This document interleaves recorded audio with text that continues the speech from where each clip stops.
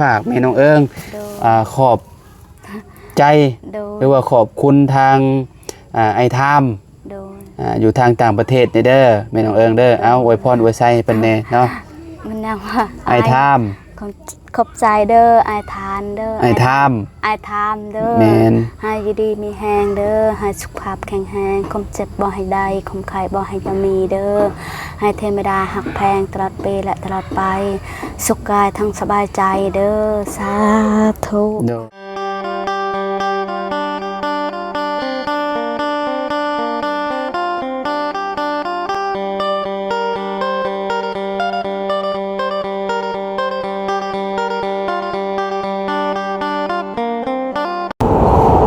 สบายดีสวัสดีพ่อแม่พี่น้อง FC เบิร์ดสุขูสุคนเนาะบวชอยู่ในและกระต่างประเทศเด้อพี่น้องมาพบมาพอกันเนาะกับเฮาคือเก่าคือเดิมเพิ่มเติมมาอัดคลิปก่อนที่ฮอดบ้านแม่น้องเอิงเนาะพี่น้องก็มีผู้ใหญ่ใจดีเนาะทางไอทามพี่น้องเพิ่นฝากเงินมา$100พี่น้องเนาะให้เฮาไปซื้อมุ้งพี่น้องซื้อมุ้งแล้วก็ซื้อนุ่มเนาะแล้วก็ขนมพี่น้องเฮาก็ได้ซื้อเป็งนัวแล้วก็เกลือปลาแดกให้แม่น้องเอิงเพิ่นนำพี่น้องเงิน$100ก็สิได้อยู่2,200,000กีบพี่น้องเอ้ยเนาะเฮาซื้อเบิดไปซื้อมุ้งดังนึงแล้วก็ซื้อนุ่มแล้วก็ขนมแล้วก็เป็งนัวเกลือรวมทั้งหมดก็ประมาณ400,000พี่น้อง474,000เนาะก็ยังเหลือเงินอยู่1,700,000กับ26,000เนาะพ่อแม่พี่น้องเอ้ยเนาะเฮาสิเอาไปมอบให้แม่น้องเอิงเพิ่นเนาะให้เพิ่นเอาไว้ใส่ในยามจำเป็นเนาะเพราะว่าเพิ่นมีลูกหลายคนอยู่แล้วพี่น้องเนาะมันบ่มีอีหยังแน่นอนเดี๋ยวเฮาสิเอาให้เพิ่นเนาะพี่น้องเอ้ยนะก่อนอื่นก็ต้องขอบคุณเด้อทางไอทามหลายๆเนาะที่ให้น้องเป็นสะพานบุญให้เนาะก็ขอให้อยู่ดีมีแรงความเจ็บบ่ให้ได้ความไข้บ่ให้มีปรารถนาสิ่งใดก็ขอให้ได้สิ่งนั้นเนาะนอนหลับให้ได้เงินหมื่นนอนตื่นให้ได้เงินแสนบ่ว่าอ้ายสิเฮ็ดธุรกิจหยังค้าขายหยังก็ขอให้เจริญในหน้าที่การงานตลอดปีและตลอดไปเด้อขอบคุณพ่อแม่พี่น้อง FC เบิร์ดสุขุสุคนเนาะที่ติดตามและเป็นกำลังใจให้เด้อพี่น้องขอบคุณหลายๆเนาะเอาบัดนี้เดี๋ยวเข้าไปหาทางแม่น้องเอิงเพิ่นเนาะบ่ฮู้ว่าเพิ่นสิดีใจซำใดมื้อนี้ถือว่าโชคใหญ่ล้นทับเพิ่นเนาะมื้อนี้เนาะพี่น้องเนาะได้ทั้งมุ้งทั้งนม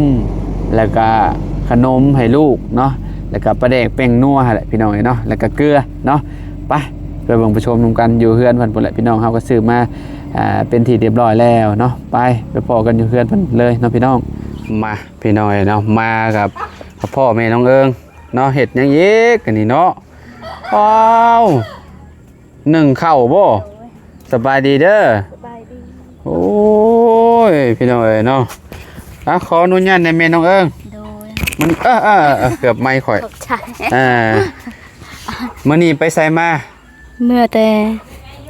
ต่ซอยเซียวเด้ไปซอยเสียวคือเก่าบ่โดยสินึ่งข้าวบ่นี่น่ะโดยมาแต่จังโมงไปซอยเสียวนะมาแต่12 โมงโอ้อายขึ้นแหละพี่น้องเนาะควันขึ้นแล้วเนาะแป๊บเดียวนะใช่อันเข่าเจ้าคือบ่เห็นนั่นอันนั้นนี่พ่นใช่อยู่ใช่เข่าน่ะลายบ่แม่น้องเอิงเฮาอุ่นข้าวเย็นอีกบ่โดยอุ่นกินข้าวเย็นเนาะโดยเอามาพี่มารถใส่ข้าวเพิ่นหนึ่งแต่ละมื้อจะเฮ็ดอยู่พี่น้องเนาะเพราะเพิ่นกินหลายซำใดเนาะกับลูกเพิ่นนี่ใช่น้อง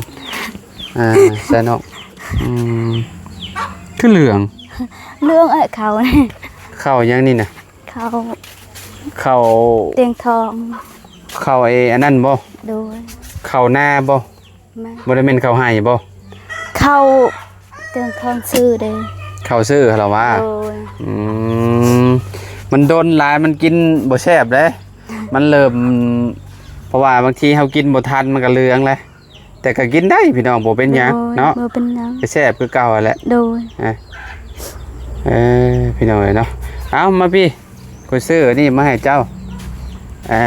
นี่ แม่น้องเอิง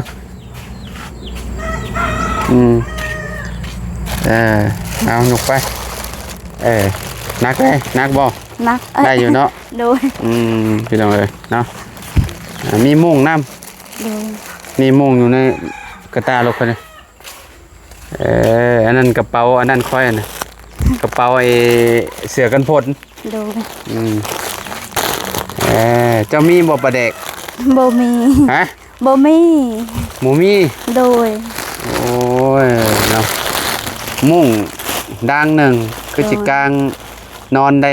4-5 คนหมดแหละพี่น้องเอ้ยเนาะมุ้งเก่าจะเป็นอะไรยังใช้ได้อยู่ปะ ยังใช้ได้ ใช้ได้อยู่เนาะ โดย มันบ่ได้อันน่ะหัวไอ้บ่ได้เมนบ่ได้ขาดติ โดย มุ้งพี่น้องเนาะมุ้งดังหนึ่งแม่น้องเอิงเนาะอันนี้มันเฮาอันชื่อนั่นมาให้เจ้า โดย ซื้อปลาแดกกับแป้งนัวแล้วก็เกลือเด้อ โดย อยู่ในทงอันนมลูกเจ้านี่แหละ โดย ไปซื้อนมแล้วก็ขนมมาฝากลูกเจ้านำเนาะ โดย มาไม่เมื่อยก็มีแห้งเลยเนาะมีแนวอ่อนกินพี่น้องเอ้ย ตอนกิน กินนมเบอร์เชียงไฮ้เมื่อวานนี่เด้ ใคร เมื่อยจนจะตายไปรับจ้างไปขุดยังโบงนะ ไปหับจ้างขุดจังโบ โดยอยู่ชายแดน ได้เท่าไรน่ะ ได้300,000 คนเนี่ยได้เก้าเป่า 300,000 โดย 9 คน 3 คน 3 คน ได้เก้าเป่าเด้ ได้9 เป้าเนาะ โดย แก้ได้อยู่บ่ บ่ แก้ได้อยู่บ่อันทุงนะ บ่บ่ได้ซ้ บ่ได้บ่ได้อยู่ติมัดบ่ได้แน่นบ่ได้ดึงออกเลยได้แล้วบ่เพิ่นมัดแน่นโพดเนาะ ำโดย เพิ่นมัดบ่ได้มัดอันนั้นทบมวยขึ้นไปเทิงผู้เจ้าน่ะหันหลังใส่FC อยู่ไปเลยโอ้ยยังไงเนาะนมให้ลูกเจ้านมไมโลแล้วก็ขนมเอลเช่ขนมทิวลี่นมอีกนม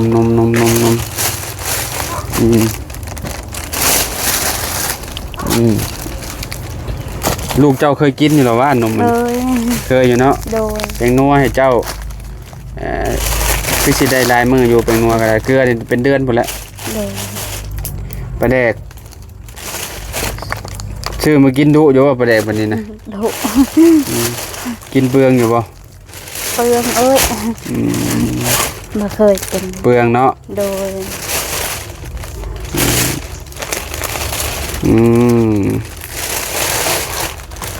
เอานั่นแหละเอาให้เพิ่นกินคือว่าและเล็กเด็กน้อยหลายคนกินพี่น้องคือจะบ่ได้หลายมื้อดอกเนาะ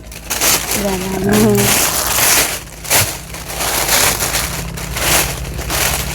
ที่เจ้าไปเบิ่งกับบ่เชียงอยู่หม่องใด อยู่บงนี่ ฮะ อยู่บงนี่เด้อ ใกล้ๆนี่บ่ บ่ได้ไกล ใกล้ๆนี่บ่ โดย เพิ่นสิขายเท่าใดเกาะแม่น้อง14 ล้าน 14 ล้านบ่ โดยเขาดุดเลย น้ำบ่เชียงมีเท่าใดแหละ มี7 ล้าน 7 ล้านแหละ โดย เงินทางไอ้ทามมันก็บ่ได้ว่าจังใดพี่น้อยเนาะเงินที่เพิ่นพากมาเมื่อนี้แหละเนาะ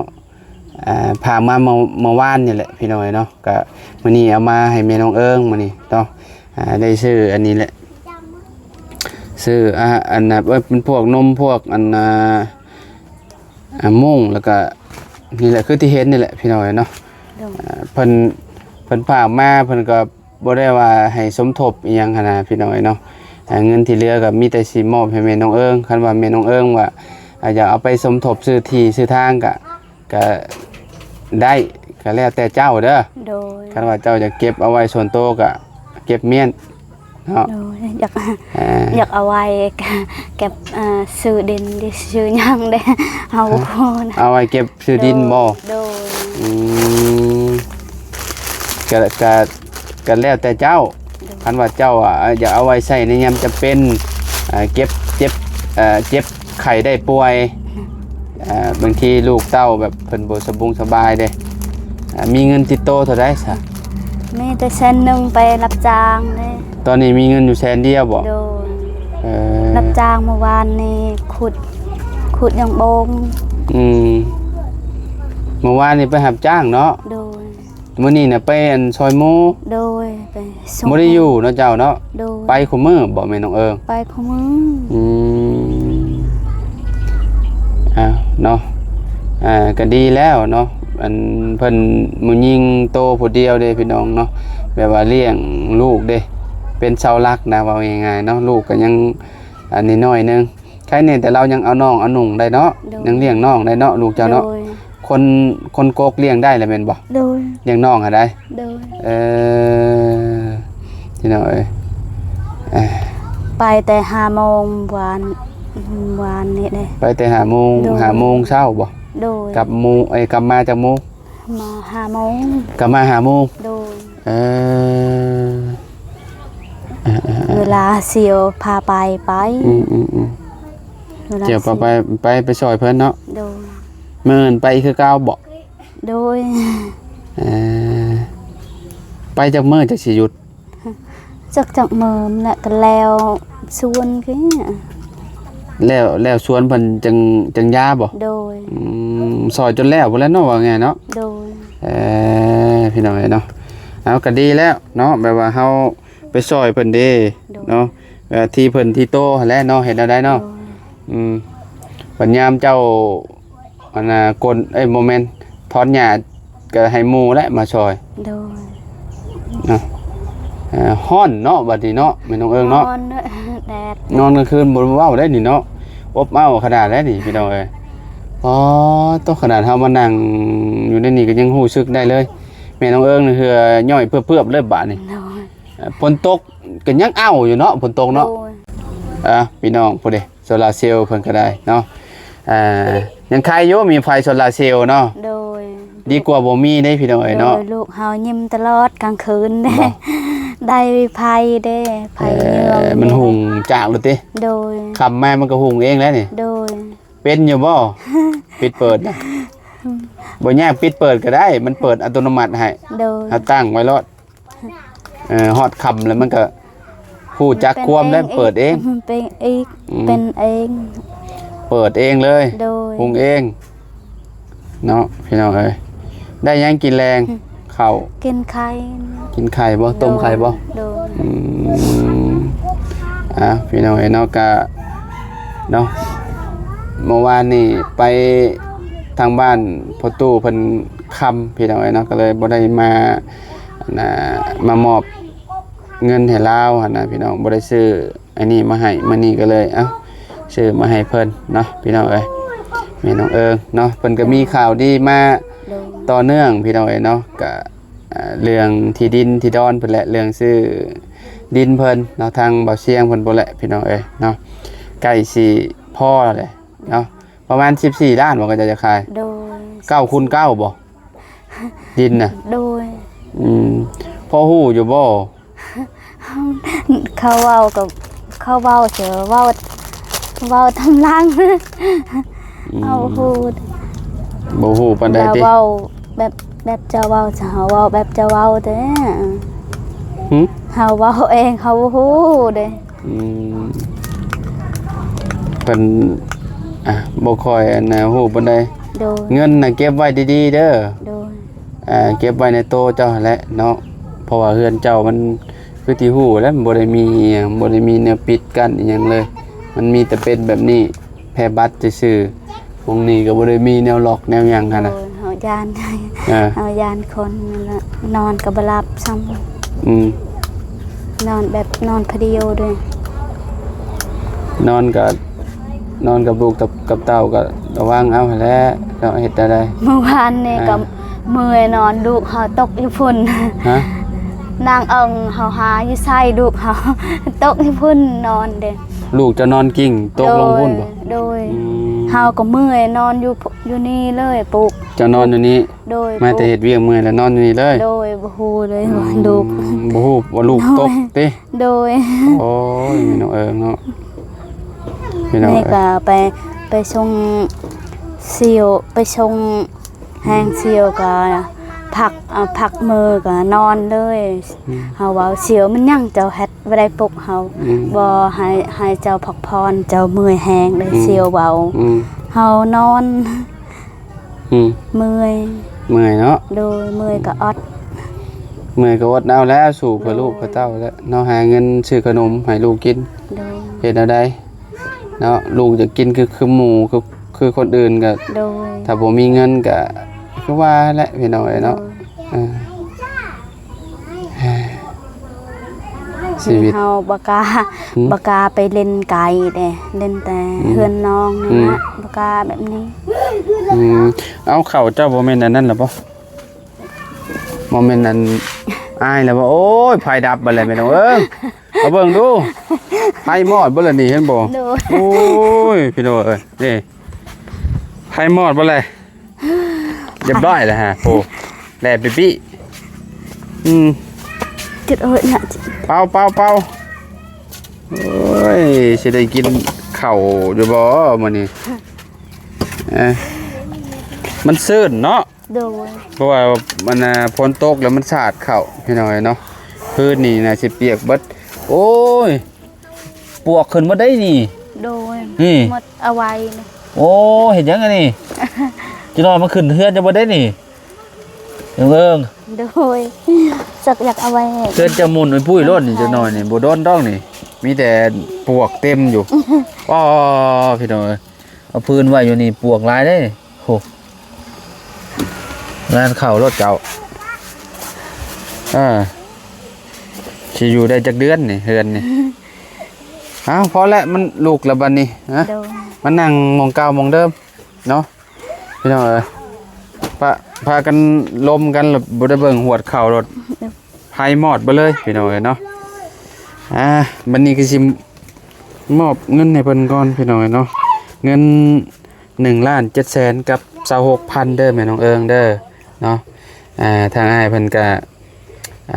คือที่เฮาว่าไว้อันในคลิปนั่นแหละพี่น้องเนาะเงิน$100ได้อยู่2ล้านกับ200,000กีบเนาะเฮาซื้อไป474,000เนาะยังเหลืออยู่1,700,000กับ26,000เด้อแม่น้องเอิงเด้อเนาะเอา ขอบใจ มีแต่เก็บเมียนเนาะเอาไว้ใส่ในยามจำเป็น โดย หรือว่าเจ้าเสียไปสมทบซื้อที่ซื้อทางเจ้าก็ได้เพิ่นก็บ่ได้ว่าจังใดนะทางอ้ายเพิ่นเนาะคันว่าเจ้าอยากได้อยากอันนั้นไปอยู่ที่ทางเจ้าของก็มีแต่เก็บเมียนอันตื่มกันหั่นแหละ โดย เนาะอยู่หม่องตัวเองน่ะมันดีที่สุดแล้ว เนาะ อยู่ที่ทางตัวเองไผสิว่าจังใดกับยากับเจ้าและคันว่าที่เฮาเองหั่นน่ะ โดย เด้อแม่น้องเอิงเด้อโอเคเนาะมีแต่ฝากแม่น้องเอิง โดย ขอบใจ โดย หรือว่าขอบคุณทางไอ้ทาม โดย อยู่ทางต่างประเทศเด้อแม่น้องเอิงเด้อเอาอวยพรอวยไสให้เพิ่นแน่เนาะ มันยังว่า ไอ้ทาม ขอบใจเด้อไอ้ทานเด้อ ไอ้ทาม ไอ้ทามเด้อ แม่น ให้อยู่ดีมีแฮงเด้อให้สุขภาพแข็งแรงความเจ็บบ่ให้ได้ความไข้บ่ให้จะมีเด้อให้เทวดาหักแพงตลอดปีและตลอดไปสุขกายทั้งสบายใจเด้อสาธุ โดย บ่าวลาวคือกันเด้อให้อยู่ดีมีแฮงเด้อให้สุขภาพแข็งแรงความเจ็บบ่ให้ได้ความไข้บ่ให้มีเด้อให้เทวดาหักแพงตลอดปีและตลอดไปหักลายๆเด้อ โอเคขอบใจแม่น้องเอิงเนาะขอบใจ FC นำแหละ FC ที่เพิ่นเบิ่งน่ะเด้เพิ่นให้กำลังใจเจ้าเด้ FC เด้อหมดครูหมดคนเด้อหมด FC เด้อให้ดีๆมีแฮงให้สุขภาพแข็งแรงเด้อ ความเจ็บบ่ให้ได้ความไข้บ่ให้ยามีเด้อให้เทวดาหักแพงหลายหลายตลิดตลิดตลอดปีและตลอดไปสา ตั้งใจเว้าเลย ธุ เนาะเป็นยังเว้าเลยมิตรอยากหัวฮะ ดีใจเด้ ดีใจเนาะ โดย โอเคโอเคพี่น้องเอ้ยเนาะเพิ่นก็ตื่นเต้นนะ โดย พี่น้องเอ้ยเนาะแม่น้องเอิง โด เนาะ ย ตะกี้ก็เห็นแต่เพิ่น โดย น้ำตาเพิ่นตลอดเด้ โดย พี่น้องเอ้ยเนาะคุมื้อนี้ใครแน่เนาะ โดย บ่ค่อยเห็นบันไดแล้วพี่น้องเอ้ยนะก็ โดย ดีแล้วเนาะแบบว่ามันคนเฮามันก็ต้องมีตอนแย่ๆแน่แล้วก็ตอนดีแน่พี่น้องเอ้ยเนาะเอาก็เนาะเฮาก็ในนามสะพานบุญเนาะขอบคุณทางไอ้ทามในไลน์ที่ให้เฮาเป็นสะพานบุญให้เนาะซื้อแนวอยู่แนวกินเนาะมาให้ทางแม่น้องเอิงเพิ่นนี่แหละเนาะทางมุ่งแล้วก็เงินเนาะขอให้เนาะครอบครัวอ้ายมีแต่ความสุขความเจริญขอให้เฮงปังๆเด้อบ่ว่าสิเฮ็ดการงานหยังธุรกิจหยังก็ขอให้เนาะเจริญเนาะให้ร่ำให้รวยกว่าเก่าเนาะซอยเพิ่นมาสำใดก็ขอให้กลับคืนไปหาสุมเจ้าเป็นหมื่นเป็นแสนเป็นล้านเท่าเด้อเนาะน้องแม่น้องเอิงเนาะ โดย โอเคครับไปป้าเด้อแม่น้องเอิงเด้อบัดนี้เด้อ โดย ไปพ่อกันใหม่เนาะเอาสบายดีเด้อไปพี่น้องเอ้ยเนาะอยู่ดีมีแฮงเบิดสุขูสุขคนพี่น้องขอบคุณหลายๆที่ติดตามและเป็นกำลังใจให้เด้อพี่น้องเด้อเอาพ่อกันใหม่สบายดีพี่น้อง